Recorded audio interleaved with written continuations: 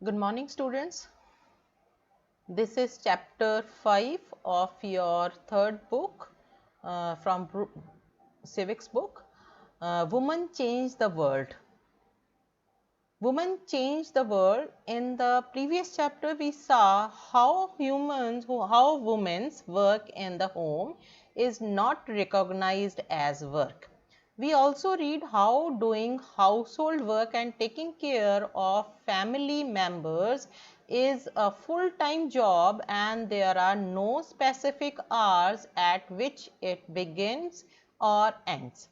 In this chapter, we will look at work outside the home and understand how some occupations are seen to be more suitable for men than women. We will also learn about how women struggle for equality. In this chapter, what we will discuss, we are taking women as a challenge, how women changed the world. In past, it is not easy for the women. There are lot of discriminations between the men and women. In last chapter, we already discussed about the woman work and how she taking care of the family member as a full-time job but not recognized. Okay तो इस chapter में हमने mainly women के बारे में पढ़ना है कि उसकी ज़िंदगी में, उसके जीवन में किस तरह की परेशानियां हैं और वो किस तरह से उसको फेस करती है और हमारा जो सोसाइटी का माइंडसेट है वो किस प्रकार का है और मेल एंड फीमेल में जो डिस्क्रिमिनेशन है वो किस तरह से देखा जाता है. You can see this picture. यहाँ पर आप देख सकते हैं, this is the modern women doing most of the work, caring his child, going to market to bring groceries and cleaning the home and also doing the job and also cooking. So many things she can do. Here is one activity is given in your book. Activity 1, who does what work? Draw images of following: a farmer, a factory worker, a nurse, a scientist, a pilot, a teacher. तो यहाँ पर 6 pictures जो हैं यहाँ पर बनानी है आपने और आपने अपने माइंड में इमेज एक बनानी है कि फार्मर कौन हो सकता है. It can be a male or a female, यानी कि वो एक आदमी हो सकता है कि औरत हो सकती है. जो आपको यहाँ पर इमेज आपके माइंड में आती है वो ऑनेस्टली बनाएंगे. ओके तो इस तरह से हम क्लास में जब ये बनाएंगे तो यू कैन सी कि हाउ मेनी स्टूडेंट्स जो है वो टीचर को मेल इमेज में देख रहा है कि फीमेल इमेज में, फार्मर को कौन सी इमेज में देख रहा है, factory worker, nurse, scientist, pilot and so on. तो वी कैन गेस कि which type of mindset we have according to these occupations. Observations क्या मिलती हैं जब हमने इस तरह का कोई हम एक्टिविटी करते हैं. इसी तरह की एक एक्टिविटी की गई. It is assumed that Indian agriculture is dominated by man, by males, but 83% to 83.6% of working women engaged in agriculture. तो जब ऑब्जर्वेशंस ली गई तो ऐसा देखा गया कि मोस्ट ऑफ द स्टूडेंट्स जो हैं उन्होंने फार्मर में मैन को ही देखा, जबकि भारत में लगभग 83% जो है वो एग्रीकल्चर लैंड में वुमेन जो है वो ही काम कर रही है, यानी कि वुमेन किसान है. Less women employed in factories, most of working women are nurse and teacher. लेकिन आप देखेंगे कि बहुत सारे बच्चे जो हैं वो नर्स को फीमेल बनाएंगे और टीचर को भी वो फीमेल ही देखेंगे. लेकिन इन एक्चुअल नर्स जो है वो मेल नर्स भी हो सकती है और टीचर जो है वो मेल टीचर भी हो सकता है. Becoming pilot by women is a distant dream. और पायलट बनना एक बहुत बड़ी बात है वुमेन के लिए. तो ये सब चीज़ें हमने डिस्कस करनी है in this chapter. fewer opportunities and rigid expectations. Reason क्या है इसमें कि हमारी जो वुमेन है वो जो है उनके लिए अपॉर्चुनिटीज़ जो हैं वो क्यों कम है. Why women as nurses and man as army officer, क्यों हम ऐसा सोचते हैं कि जो नर्स का काम है वो वुमेन ही कर सकती है और मैन जो है वो आर्मी ऑफिसर ही बन सकता है. The reason they did this is because they feel that outside the home too, women are good at only certain jobs. For example, many people believe that women make better nurses because they are more patient and gentle. This is linked to women's role within the family. Similarly, it is believed that science requires a technical mind and girls and women are not capable of dealing with technical things. So what type of mindset we have? तो हम ऐसा समझते हैं कि जो patience है और जो जेंटलनेस है वो वुमेन में है, so she can choose this type of jobs like nurses or a teacher, whereas sometimes some are believed that science requires a technical mind, so women don't have this type of technical mind. तो technical things जो है वो mail के लिए ही बनी हुई हैं. Because of so many people believe in this stereotype, many girls do not get the same opportunity, same support that boys do to study and train become a doctors and engineers. हमारा जो stereotype thinking है, हमारा जो mindset है, वो इसी तरह का सोसाइटी ने बना दिया है कि गर्ल्स को हम सपोर्ट नहीं करते as compare to boys. In most families, once girl finish school, they are encouraged by families to see marriage as their main aim. तो हमारी अभी भी बहुत सारी फैमिलीज जो हैं वो यही समझती हैं कि गर्ल्स ने जब अपनी एजुकेशन पूरी कर ली तो वो कुछ घर का काम सीखे क्योंकि उसने क्या करना है, मैरिज करनी है. That is the main M in the life, so that they don't become a doctor and engineers. Because of this, this is our mindset or stereotype thinking. Now, what is the meaning of stereotype? A stereotype is a mistaken idea or belief many people have about a thing or group that is based upon how they look on the outside, which may be untrue और only partially true.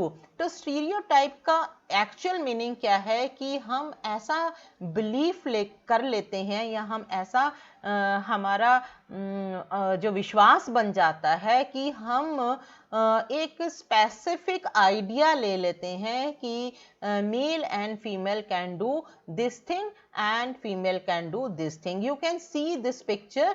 Female के लिए जो picture में चीज़ें बनाई हैं वो है क्या है, कौन सी चीज़ें हैं कि वो लिपस्टिक लगा सकती है, वो मेकअप कर सकती है, वो घर को संभाल सकती है, कुकिंग में काम कर सकती है, घर को डेकोरेट कर सकती है या पेंटिंग कर सकती है. और इधर अगर हम मेल की पिक्चर देखते हैं तो उसमें क्या क्या पिक्चर्स लगाई हुई है कि वो क्या कर सकता है, वेट लिफ्टिंग कर सकता है, लैपटॉप पे काम कर सकता है, मनी की जो चीज़ें हैं यानी फाइनेंशियल मैटर्स है उसको दिख सकता है, टेक्निकल है, गाड़ी चला सकता है, बाहर घूमने जा सकता है. तो this is all mind set given by our societies. Breaking stereotype. There is a one story, this is a true story. Engine driver are men. Always we are thinking that railway engine जो है वो कौन चलाता है, वो हमेशा जो mail है वो ही चलाता है. लेकिन 27 years old लक्ष्मी लाकड़ा ने ये जो स्टीरियोटाइप थिंकिंग थी उसको ब्रेक किया. तो you can see this story in your book and you can read this book and it will be you will be enjoy this story. Now it is important to understand that we live in society in which all children face pressure from the world around them. Sometimes these come in the form of demands from adults. At other times, they can just be because of unfair teasing by our own friends. Boys are pressurized to think about getting a job that will pay a good salary. They are also teased and bullied if they do not behave like the other boys. तो अगर हम देखें अपनी society में, तो sometimes children face pressure. हमारे जो बच्चे हैं वो अपने सराउंडिंग में प्रेशर महसूस करते हैं, और अकॉर्डिंग टू जो एडल्ट्स हैं, जो बड़े लोग हैं, वो जिस तरह से उन्हें देखना चाहते हैं वो उसी तरह का देखना पसंद करते हैं. जिस फॉर एग्जांपल समटाइम्स बड़े जो हैं उनको टीज करते हैं, या उनको ये कहते हैं या प्रेशराइज करते हैं कि लड़के जो हैं वो अच्छी जॉब लें, और वो बने ही जॉब लेने के लिए हैं.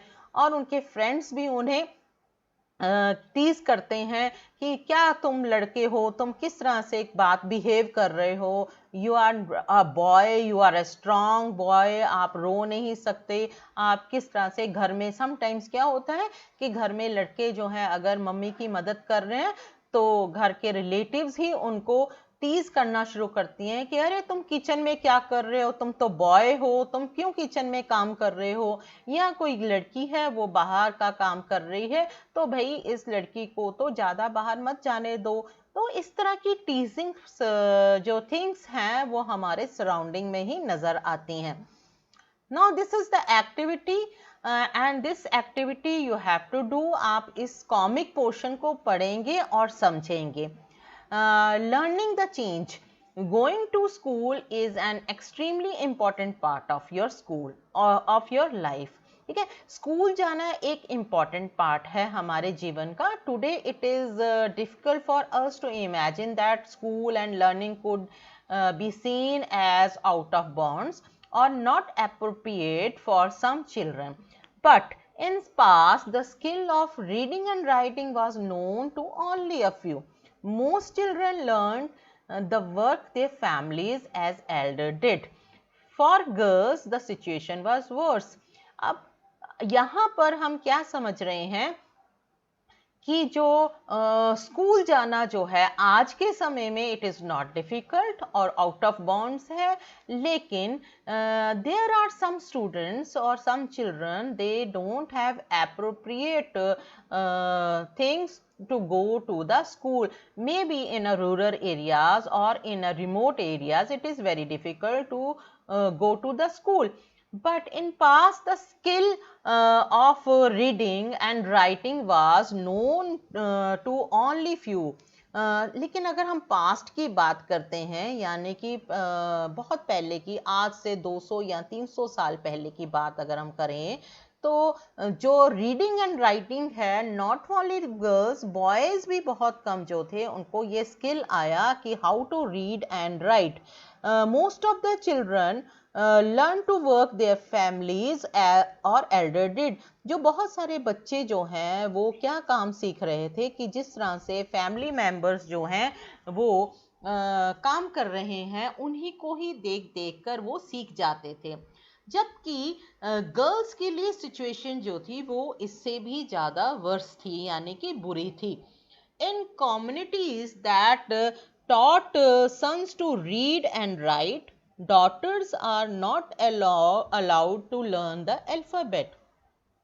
Even in families where skills like pottery, weaving, and craft were taught, the contribution of girls and women was only seen as supportive. So there are some communities जहाँ पर यही सिखाया जाता था कि reading and writing is only for the son, यानी कि बेटे को ही पढ़ना लिखना सिखाना है. Whereas daughter were not allowed. तो जो लड़कियां हैं, बेटियां जो हैं, उनको अल्फ़ाबेट जो है, अक्षर ज्ञान जो है वो नहीं सिखाया जाता था. और फैमिलीज ऐसा ही समझती थी कि जो लड़कियां हैं वो सिर्फ घर का काम सीखेंगी, पोट्री सीख लेंगी या वीविंग करना सीख लेंगी, यानी कि सिलाई कढ़ाई सीख ली है या क्राफ्ट वर्क सीख लिया है, और जस्ट कंट्रीब्यूटिंग द होम. घर में जो वुमेन का स्थान है वो जस्ट सपोर्टिव होगा always. In the 19th century, many new ideas about education and learning emerged. Schools become more common, and communities that had never learned reading and writing started sending their children to school. But there was a lot of oppositions to educating girls even then. Yet many women and men made efforts to open schools for girls. Women struggled to learn to read and write. लेकिन जैसे जैसे समय बदला, at the time of 19th centuries जो education है वो भी vast होनी शुरू हो गई, एंड स्कूल्स जो हैं वो बनने शुरू हो गए, एंड बहुत सारी कम्युनिटीज़ जो हैं उन्होंने अपने बच्चों को स्कूल पढ़ने के लिए भेज दिया. But there was a lot of opposition to educating girls. लेकिन फिर भी गर्ल्स की एजुकेशन की ओर अभी बहुत ज़्यादा ध्यान देना जरूरी था. Yet many women and man efforts, लेकिन बहुत सारी जो वुमेन हैं या मैन हैं उन्होंने एफर्ट्स किए और लड़कियों के लिए भी स्कूल खोले. लेकिन अभी भी स्ट्रगल था to read and write. First of now we have seen the case of Ramabai. Ramabai with her daughter championed the cause of women's education. She never went to school but learned to read and write from her parents. तो हम रमाबाई की बात करते हैं जिनका जन्म 1852-58 में हुआ और 1992 में उनकी मृत्यु हुई. और उनके अनुसार वो कभी भी स्कूल नहीं गई और उन्होंने जो लिखना और पढ़ना सीखा वो सिर्फ अपने पेरेंट्स से ही सीख कर आई. She was given the title Pandita because she could read and write Sanskrit, a remarkable achievement as a woman then were not allowed to knowledge such knowledge.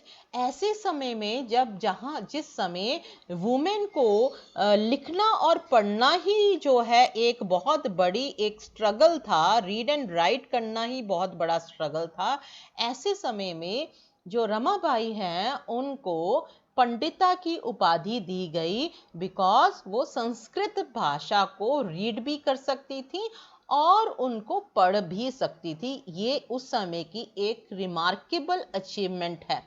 She went on to set up a mission in Khedgaon near Pune in 1898, where widows and poor women were encouraged not only to become literate but to become independent also.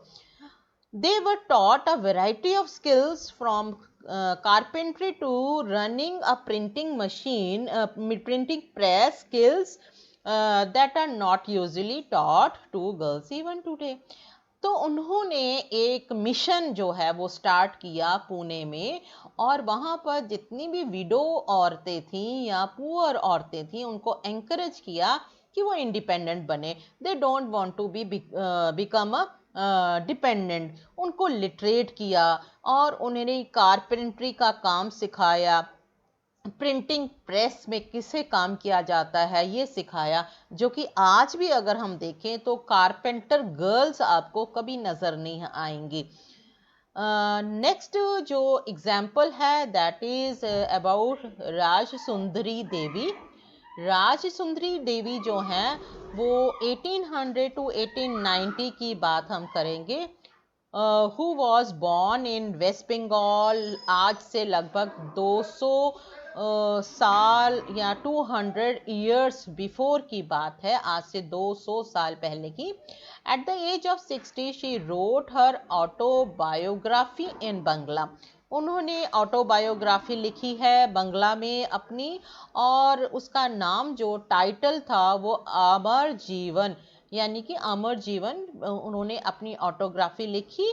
और she was the first women, वो एक पहली women थी जिन्होंने अपनी autography लिखी. तो Rajsundari Devi was a housewife from a rich landlord's family. वो एक अमीर घराने की जो महिला थी और उन्होंने, it was believe that women ऐसे समय में उन्होंने अपनी ऑटोबायोग्राफी लिखी या पढ़ना लिखना सीखा जिस समय वुमेन को ये काम करना ऐसा बिलीव माना जाता था कि she would bring bad luck to her husband and become a widow. You can imagine it कि ऐसे समय में जब उस समय यह प्रचलित था कि अगर वुमेन जो है वो लिखना और पढ़ना सीख जाएगी तो वो एक बैड लक होगा, किसके लिए? उसके हस्बैंड के लिए, और वो विडो भी हो सकती है। तब भी उसने अपना पढ़ना लिखना जारी रखा। Despite this she taught herself how to read. उसने अपने आप ही ये पढ़ना लिखना बड़े ही सीक्रेट वे में यानी कि छुप कर उसने ये काम सीखा after her marriage.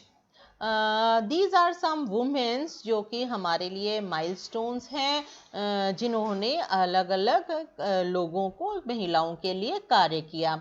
This is the another activity given in your book. You have to read this story also. This is a Ruqayya Shekhawat Hossain and her dreams about Ladyland. Schooling and education today, आज की अगर हम बात करते हैं कि schooling and education में क्या हो रहा है, अगर हम अपने सराउंडिंग में देखें तो you have seen that there are large number of boys and girls attending the school, yet as we will see there are still remain differences between education of boys and girls. According to census 1961, about 40% of all boys and men 7 years old and above were literate, that is they could at least write their name, compared to 15% of all girls and women. अब अगर हम 1961 का census उठाकर देखते हैं तो हमारे देश में अभी भी 40% बॉयज़ या मेन ऐसे थे जो कि लिटरेट थे और अपना नाम लिख सकते थे, और जबकि वुमेन की बात करें तो सिर्फ 15% है। तो यू कैन सी, अगर हम आज का डाटा उठाते हैं एट द टाइम ऑफ 2001, थोड़ा बहुत इम्प्रूवमेंट हुआ, 76% बॉयज और मैन एंड 54% गर्ल्स और वीमेन। तो you can see still there are so many remote areas and rural areas जहाँ पर अभी भी वुमेन को ये फैसिलिटी या अपॉर्चुनिटी नहीं है कि वो स्कूल जाकर पढ़ सके। This means that proportion of both men and women who are now able to read and have at least some amount of schooling has increased. But as you can also see, the percentage of male group is still higher than the female group. The gap has not gone away. अगर हम comparison 1961 और 2001 की बात करते हैं, no doubt कि यहाँ पर परसेंटेज ऑफ स्कूलिंग जो है वो जरूर चेंज हुई है, इंक्रीज हुई है, लेकिन वेरिएशन जो है in between the main and women अभी भी बहुत बड़ा गैप है। अगर हम यहाँ टेबल एक आपकी किताब में दे रखा है, this is the table, percentage of boys, girls and boys who leave school from different social groups. ये जो social groups हैं, कौन से social groups आएंगे? ये social groups होंगे SC, ST, all girls, SC and ST total, यानी कि scheduled caste, officially terms for Dalits and scheduled tribes, that is ST is the official term for Adivasis. तो हम दलित्स एंड आदिवासीज की बात करेंगे तो नॉर्मली जो गर्ल्स ड्रॉप आउट हैं, कुछ समय वो स्कूल जाने के बाद वो स्कूल से को छोड़ देती हैं। ड्रॉप आउट का मतलब क्या है? पूरा वो पढ़ती नहीं है और बीच में ही अपनी एजुकेशन छोड़ देती हैं। Girls who are from Dalit and Adivasi background are less likely to remain in school. तो वो अपनी स्कूलिंग भी पूरी नहीं कर पाती जो कि ऐसी बैकग्राउंड से हैं जो कि दलित या आदिवासी हैं। तो अगर हम 2001 सेंसस देखें तो Muslim girls are less likely than Dalit and Adivasi. अगर हम मुस्लिम गर्ल्स की भी बात करते हैं तो वहाँ पर भी सिचुएशन जो है लगभग इसी तरह की है। While a Muslim girl is likely to stay in school for around 3 years, girls from other communities spend around 4 years. अगर हम मुस्लिम गर्ल्स की कंपेयर करें विद अदर कम्युनिटीज़ तो देखेंगे कि गर्ल्स जो हैं वो 3 साल ही स्कूल जाती हैं हैं, जबकि अदर कम्युनिटीज़ की जो गर्ल्स हैं दे गो और spend around 4 years in a school. There are several reasons. अब इस चीज़ के कई सारे कारण हो सकते हैं. Why children from Dalit, Adivasi, Muslims community leave school, क्यों वो छोड़ देते हैं school. In many parts of our country, specially in rural and poor areas, there may not even to proper school नहीं हो सकता है वहाँ पर कोई उनके रेगुलर जाने के लिए स्कूल ना हो, प्राइमरी स्कूल ही हो, उसके आगे की एजुकेशन ना हो, टीचर्स ना हो. तो ये भी एक रीज़न हो सकता है कि उन्हें पेरेंट्स जो हैं उनको दूर नहीं भेजना चाहते. If a school is not close to the people homes and there is no transport like bus और van, parents may not be willing to send their girls to school. अगर ऐसी बात है तो हो सकता है कि पेरेंट्स जो है वो नहीं चाहते कि भाई उनकी जो बेटियां हैं, बच्चियां जो हैं वो ट्रांसपोर्ट लाइक बस में जाएं, वैन में जाएं, तो they are not willing to send their girls. Many families are too poor. बहुत सारी ऐसी फैमिलीज भी हैं जो कि बहुत गरीब हैं, उनके पास इतना धन नहीं है, इतना पैसा नहीं है कि वो अपने जो बच्चियां हैं या बेटियां हैं उनको पढ़ा सके फर्दर. ठीक है. अब आ जाता है नेक्स्ट टॉपिक जो है आपका वुमेन्स मूवमेंट. तो वुमेन आंदोलन जो है वो क्या है. Women and girls now have to right to study and go to school. This is the right for the women और फीमेल कि उसको ये अधिकार प्राप्त है कि वो स्कूल जा सकते हैं. There are other spheres like legal reforms, violence, health, where the situations of women and girls has improved. कुछ और भी बातें वुमेन से रिलेटेड हैं, लाइक लीगल यानी कि जो कानूनी रूप से कोई रिफॉर्म्स किए जा सकते हैं उनकी बेटर लिविंग के लिए.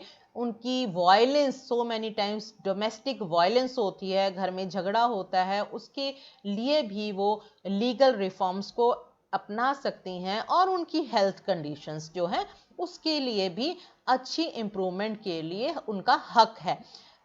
These changes have not happen automatically. ऐसा नहीं है कि ये हम अचानक से ये इम्प्रूवमेंट हो गई वुमेन के लिए. इसके लिए बहुत सारे आंदोलन हुए हैं इन अ पास्ट.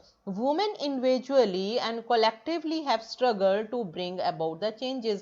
बहुत सारी जो वुमेन्स हैं उन्होंने अकेले रूप में भी और ग्रुप में भी ये काफ़ी बड़ा स्ट्रगल किया है. And this struggle is known as women's movement.